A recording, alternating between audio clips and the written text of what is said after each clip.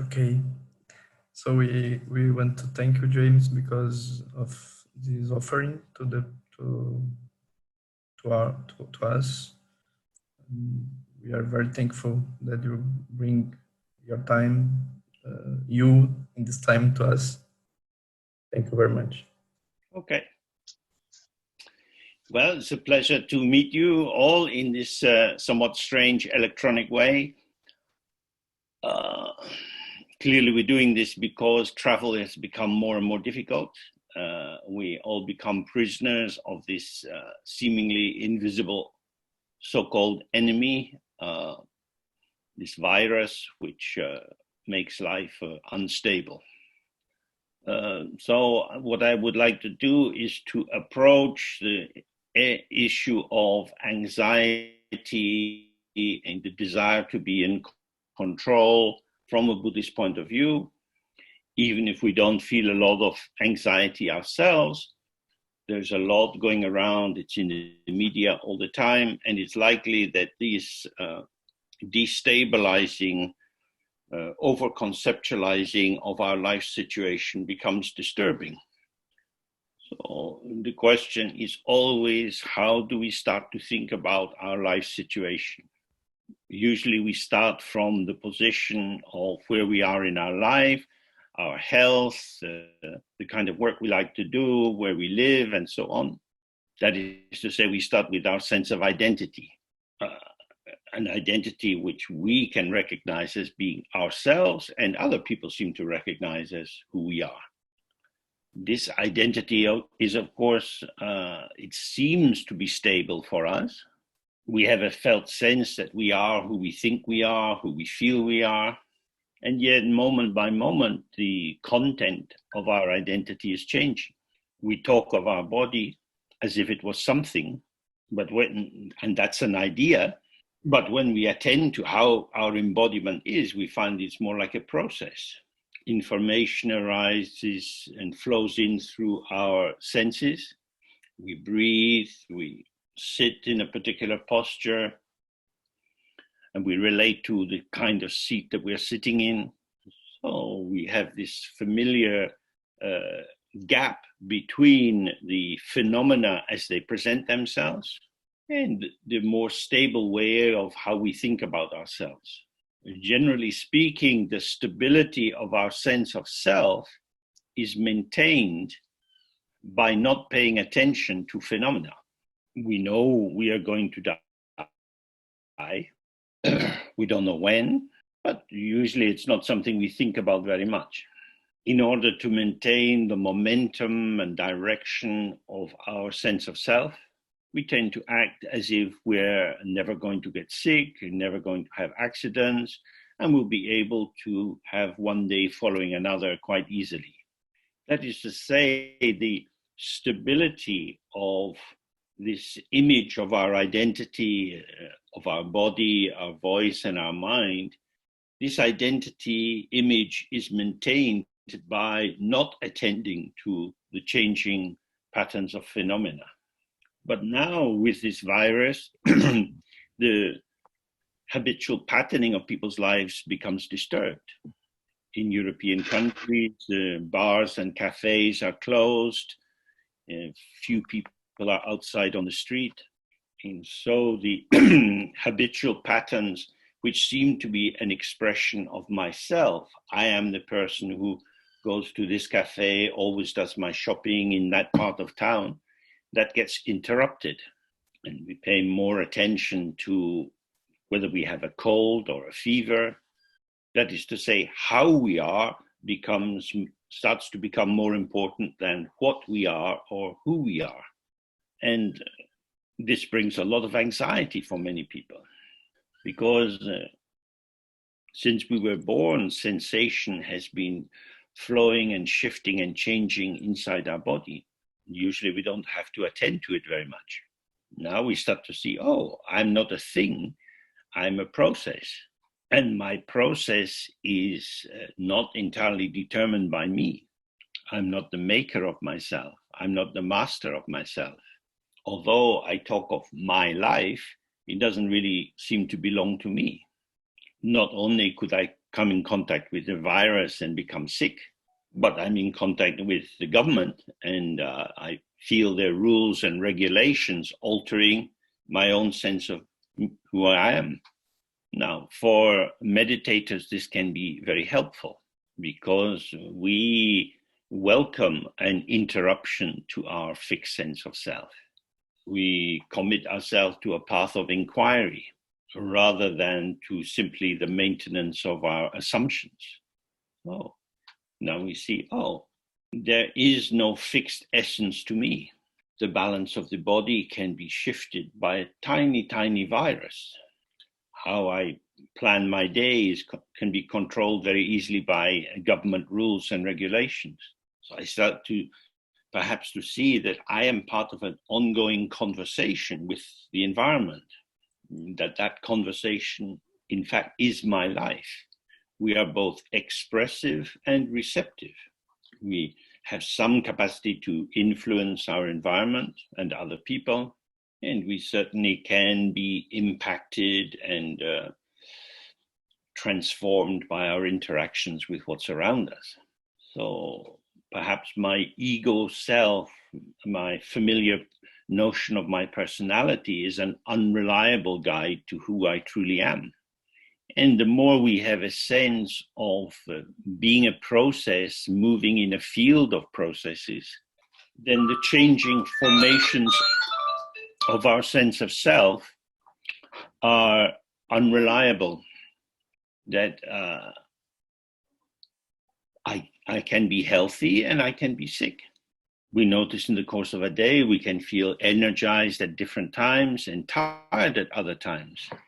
And as a process, it's not that I'm going from one fixed state into another state, but each aspect of my experience is dynamic and interactive, which means if we take up the idea that we're going to die, we don't know when we're going to die, or when we're going to die, or where we're going to die. So that could be terrifying if I have a sense that I am a fixed person and this sudden uncertainty is going to wipe me away. But when we see moment by moment, my situation is always changing, then death itself is just another series of changes. In the Tibetan Buddhist teachings, we have the description of the various bardo states, these temporary states that we pass through when we move from one life form to another, that the focus of our energy out towards the environment starts to fade, and our functioning becomes thin. Gradually, the senses become less and less powerful, and we don't process what's occurring very much until gradually the most subtle consciousness loses its connection with the body.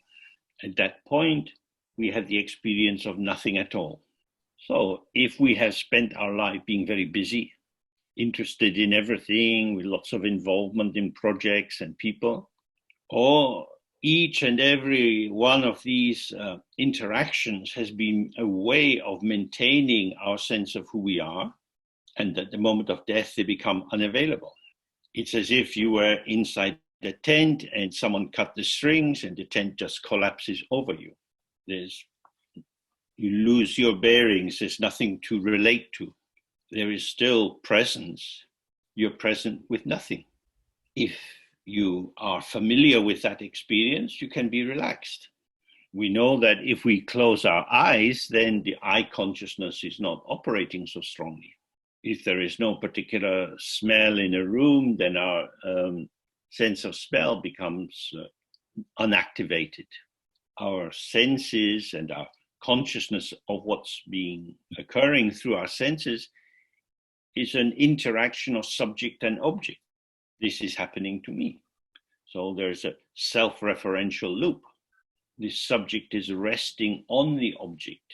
But now at the point of death, the object field, the things all around us and our sense of our body vanishes. And the conversation that our subject part of ourself was involved in with all these objects, that conversation comes to an end. We have space and silence. This is, for people who don't meditate, quite unusual. When we take the sense of self, which is generated through interaction, to be a reliable basis, death is quite disturbing. Our sense of self is dissolving. However, there is still a presence, an open presence, which, like the mirror, is able to illuminate whatever is happening. In this first stage after death, nothing much is happening. There's no reflections in the mirror, but the mirror is still there. So if we can relax into that, we become aware that the mind is both empty and luminous. Usually, excuse me, usually we make an opposition between emptiness and something. If nothing's happening, then there's just nothing.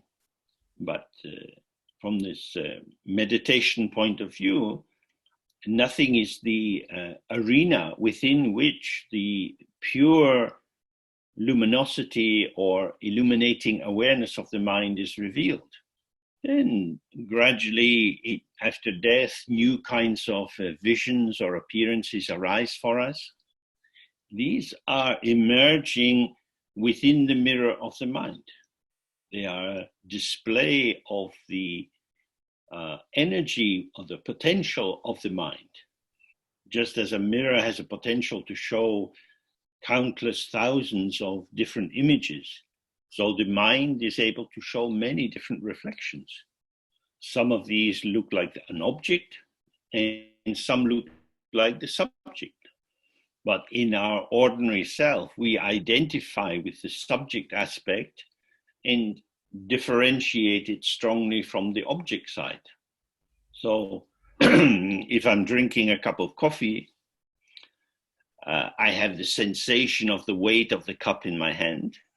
I am holding the cup of coffee, but I am not the cup of coffee because I can put it down again. If it's me and the things in my world. Now, this seems pretty obvious. That's just how it is. We probably don't want to become a cup of coffee. It's not our highest life aspiration. I'm happy being me, but I like to have a cup of coffee. So the difference between subject and object seems very strong. But if I imagine I'm holding the cup of coffee, I know that I am holding the coffee. How do I know this? I experience tension in the muscle in my arm. I feel the bend of my elbow. This is a flow of experience. I lift the coffee, I drink it, I put it back down. Usually I track the positioning of the cup of coffee, and I take my own participation in this engagement with the cup for granted. I'm not doing anything special. I'm just drinking some coffee. In this way, what my interpretation to myself of what is going on confirms the enduring presence of myself as the one who does things. By thinking, I'm just drinking a cup of coffee, I describe my experience to myself as a kind of conclusion. I'm summing up many different facts into one statement. I'm drinking a cup of coffee. But actually, as I lift the cup, there is a tensing of the muscles right up through my arm and down my sides into my diaphragm. I'm not consciously tensing these muscles. There is a conversation between the weight of the cup and how much effort is applied in lifting the cup. That is to say, my embodied subjectivity and the cup are having a conversation, most of which is outside of my conscious interpretation. There are many different kinds of handles on cups. You might be able to put your finger through it, or even two fingers through it, or you might just have to squeeze on both sides. You don't think a lot about what to do with the cup of coffee, but as you move towards it, your hand goes into relationship with the actual shape of the cup.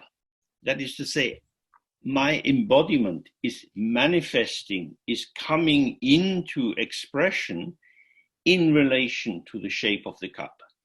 I don't have a fixed way of how I should sit or how I should lift a cup or how I should walk. It depends on the quality of the chair I sit in, the cup I'm lifting, the surface I'm walking across. Walking on hard sand is very different from walking on soft sand. The way the soft sand surrenders under the pressure of our foot means that the calves have to work quite hard. The reason I'm talking of this in some detail is to highlight the way we are participative processes rather than fixed entities. Clearly, each of us is alive and in a moment of connection just now. This connectivity is dynamic. So this is what it means in the Buddhist text when it says there is an absence of inherent existence. I am walking on the sand, but I think it's also true the sand is walking me. I'm not the master of the sand. I'm responding to the quality of the sand. If it starts to rain, I walk in a different way than if the sun was shining. That is to say, I'm not a fixed thing, but I'm a participant always. When we think of ourselves as a thing, it's very easy to become a victim. Things happen to me. People do things to me. So when we interpret our experience in that way, we minimize the mode of our own participation. And very often then the power is projected into the other person or the boss at work or the political situation. But we are not a thing being acted on. We are movement in a field of movement. When you go outside and you walk down the street, you see people and cars and bits of the sky and buildings.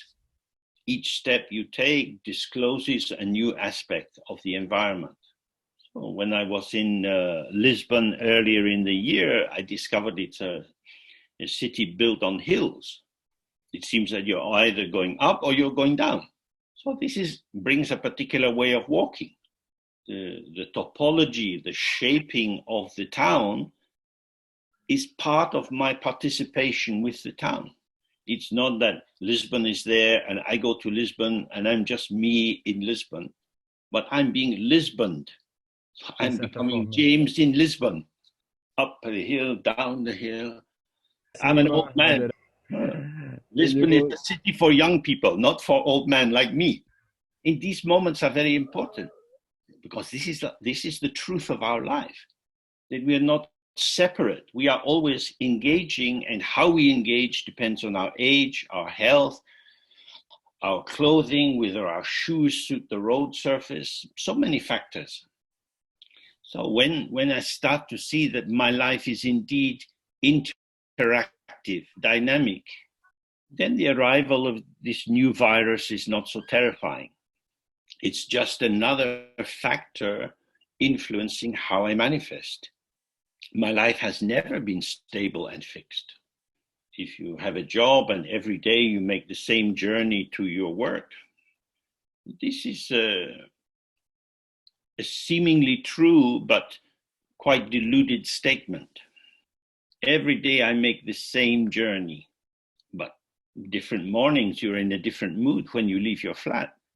And when you come into the street, you encounter different things. On this day, someone is walking with two dogs towards you. You're in a hurry to get to work. This person and the dogs is irrelevant because I'm going from here to there. And what happens in between is good if it doesn't interrupt me. But seeing this person with the two dogs is maybe very important. I turn to cross the road. A speeding car hits me. And in fact, these two dogs were the last thing I saw. How precious they seem now, but irrelevant when I'm a busy person. So from the point of view of meditation, everything that occurs is important. And everything has equal importance. Each moment of our existence is worth our attention. This is all we have, however it is. So if you have to stay in your flat and not go out, you might look around and think, oh, it could do with more cleaning, or you could just look, see the pattern of the different bindings of books on your bookshelf, see how the pattern of shadow and illumination shifts in the course of the day as the sun moves in the sky. These are the facts of our existence. This is what is occurring. It's not a theory, it's not abstract, but if you are stuck in your flat, you might use the time to become aware of how often you go on conceptual journeys. We think about this, we think about that, we go off into some mental world, but the actuality of our existence is shape and color and sound.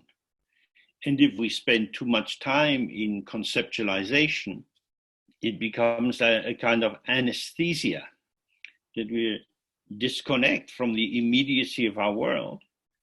We acquire information about something somewhere else. So from the point of view of meditation, the most important thing is to relax our intoxication with memories, thoughts, interpretations.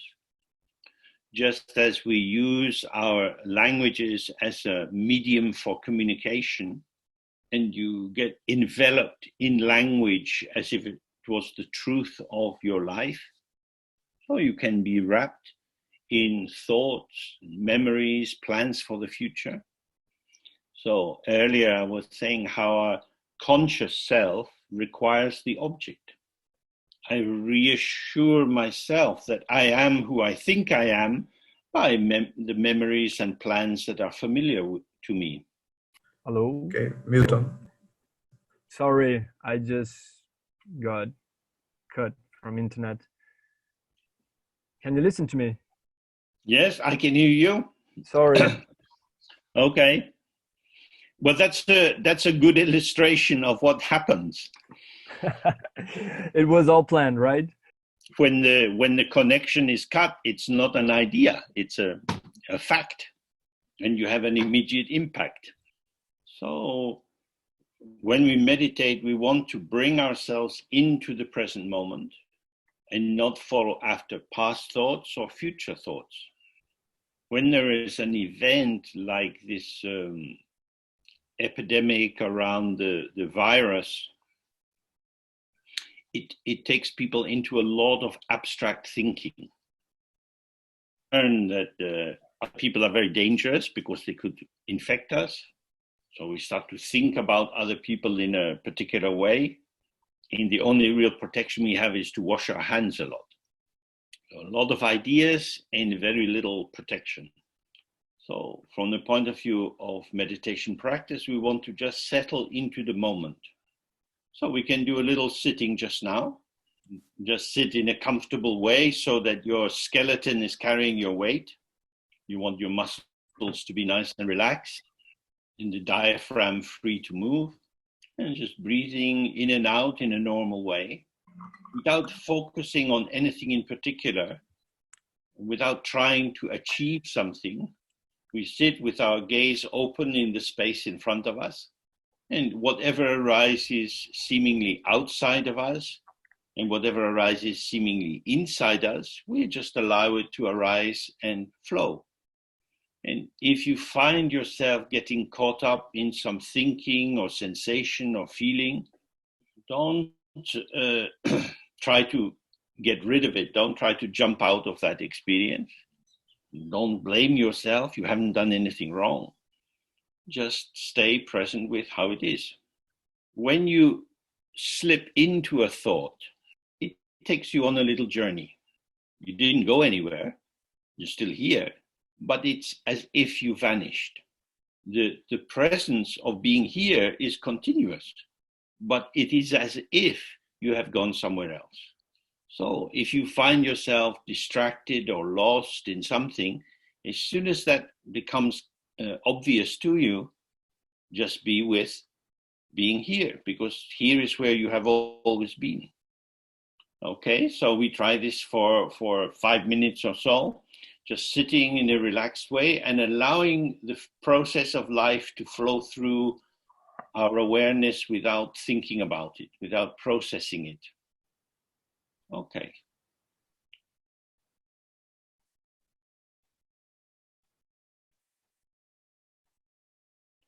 Okay. So when we're sitting, many things are coming and going. When a when a thought or feeling arises that seems to be referring to me, it gives me a sense of self. I might feel a bit tired or thirsty. And in the moment that it's occurring, it seems true. This is me. This is how I am. And it's true momentarily. And it's vanished. So the seeming continuity of my sense of self is built up by bead after bead after bead, like stringing a necklace together. The string of the necklace is my belief that I exist. What actually occurs for me is sensations and thoughts, memories, sounds, sights. I'm not consciously making them happen. It's what emerges as an aspect of my participation in the movement of life. And yet, it's a fact that there does seem to be some continuity of me. Usually that continuity is expressed through a narrative, through a story we tell about ourselves. I was born in this place, my parents were like this, I liked school, I didn't like school, and so on. But a lot is being missed out. In just one moment of our life, endless forms are arising. The thing about a narrative is it's linear, it goes in a straight line. But our life comes as a whole with a vast amount of detail.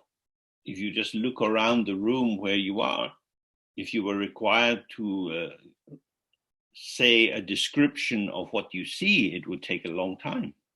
When you open your senses, everything comes at once. As soon as you try to describe it, you have a selective attention. Some things are made more important than others. So the other way of having the sense of the continuity of being present is to start to see, well, what is presence?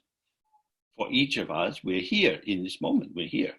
So if we don't tell ourselves a story about being here, so if you don't tell yourself a story about how it is to be here now, and are just present with the display of what is occurring, then we start to see that what we take to be inside and what we take to be outside are not so different. So I can experience the sensation of my feet in my shoes on the floor. That's something revealed to me. It's not always there for me, as me. And I see the little green light on the computer looking, shining towards me. I think it's fair to say I experience the green light and I experience my feet. Both are events occurring for me. Now, I might say the experience of the sensation in my feet is arising for me as me, whereas the green light on the computer is only arising for me. I don't think I am a green light. But that identification is a sequence of thoughts imbued with feeling. It's there and then it's gone. So this is something, if you're interested, you can explore again and again. Sitting with an open presence or an open awareness and allowing life to flow through. And then I think gradually it becomes clearer that outside and inside, self and other, subject and object are all interpretations. For the purposes of communicating with other people, we take these ideas to be important and we exchange through language our sense of what is occurring. That is to say, we come into formation through our communication. And then when we sit and are just open, without identification with what is going on. So what I was saying, when you just sit in an open way, not involved in what is occurring, then you don't come into formation. So when I'm relaxed and open, I'm in touch with the wide potentiality. Many modes of manifestation are possible. None of them is who I truly am, but they are how I show myself. From the Buddhist point of view, there is no fixed self inside.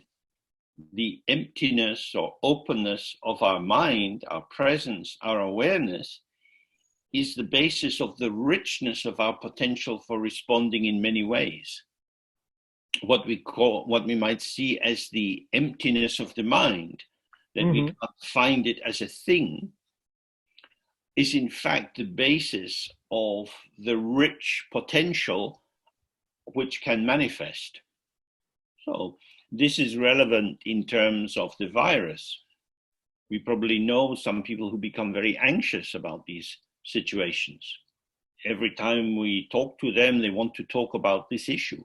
And then we can see, the potential that they have is shrinking, is becoming smaller and smaller as they become more obsessed about what will happen and where am I going to get sick and what's happening in the hospital and so on. So you remember how they were before the virus story came up, and it's as if they are losing whole parts of themselves. They can no longer access their happy, playful self. So when we encounter that, we can recognize, this also happens for me. When I enter a fixation about my identity, about who I am, what I can do, what I can't do, I present myself to myself and to other people. I'm forming an image of who I am. And of course, other people like that because it makes me predictable for them. And that becomes part of our social contract, that if you want to be seen as a reasonable person, you have to be fairly predictable. And then we spend our life being the kind of maintainer of this image of ourselves. So from the point of view of meditation, again and again, we should just simply sit without any agenda, without formulating our experience, and just see, how is it? Be present with the process of manifesting. Then you start to see the ground out of which this manifesting is occurring. Whereas if you only focus on the formation, on the shape of yourself, the deep base of life, of the mind, awareness itself, becomes invisible to you. So that's why meditation is very useful. It opens up the stories we have about ourselves, our lives, other people. So we find more freshness, more connectivity. Okay, so I think we're coming to the end for today. If you find this kind of communication useful, we can do it again. And sometimes we can do it in a more interactive way where we can raise a topic and open some more discussion so that you also get to speak.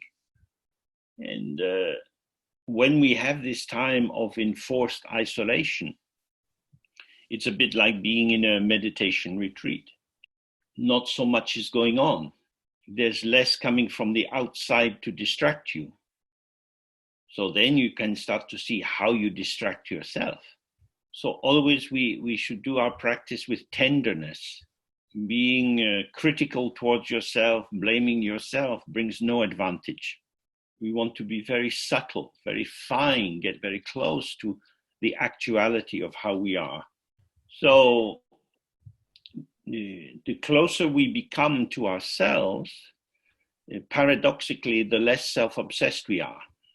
When you see how you are, compassion flows out very easily. When your attention is less self-referential, you pick up more about how other people are. Okay, so we end for today, and if you let Zhao know if you would like to have more meetings, then that can be arranged. So thank you to our wonderful translator, and goodbye for now. Bye. Bye, James. Thank you very much. Bye bye. Thank you. Have a good rest, good dreams. Thank you. Thank you. Thank you. Bye. Obrigada, James. Obrigado. Thank you. Bye. Thank you. Obrigada. Obrigada, James. Obrigada, James. Thank you, Obrigada, James. James. Obrigada a todo mundo. Obrigada, Sam.